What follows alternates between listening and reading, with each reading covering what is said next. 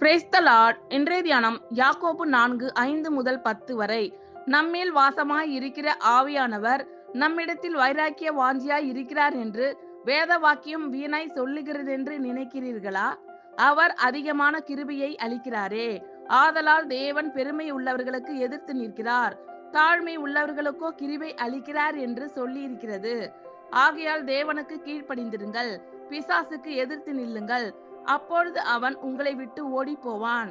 தேவனிடத்தில் சேருங்கள், அப்பொழுது அவர் உங்களிடத்தில் சேருவார். பாவிகளே, உங்கள் கைகளை சுத்திகரியுங்கள், இருமனம் உள்ளவர்களே, உங்கள் இருதயங்களை பரிசுத்தமாக்குங்கள்.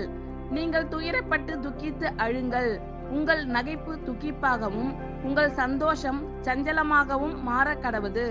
கர்த்தருக்கு முன்பாக தாழ்மைப்படுங்கள், அப்பொழுது அவர் உங்களை உயர்த்துவார்.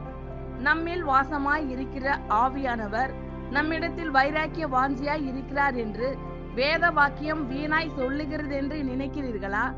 அவர் அதிகமான கிருபையை அளிக்கிறாரே. ஆதலால் தேவன் பெருமை உள்ளவர்களுக்கு எதிர்த்து நிற்கிறார், தாழ்மை உள்ளவர்களுக்கோ கிருபை அளிக்கிறார் என்று சொல்லியிருக்கிறது.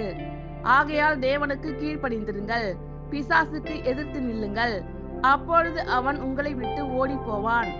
தேவனிடத்தில் சேருங்கள், அப்பொழுது அவர் உங்களிடத்தில் சேருவார். பாவிகளே, உங்கள் கைகளை சுத்திகரியுங்கள், இருமனம் உள்ளவர்களே, உங்கள் இருதயங்களை பரிசுத்தமாக்குங்கள். நீங்கள் துயரப்பட்டு துக்கித்து அழுங்கள், உங்கள் நகைப்பு துக்கிப்பாகவும் உங்கள் சந்தோஷம் சஞ்சலமாகவும் மாற கடவது. கர்த்தருக்கு முன்பாக தாழ்மைப்படுங்கள், அப்பொழுது அவர் உங்களை உயர்த்துவார். ஆமென். Thank you Lord.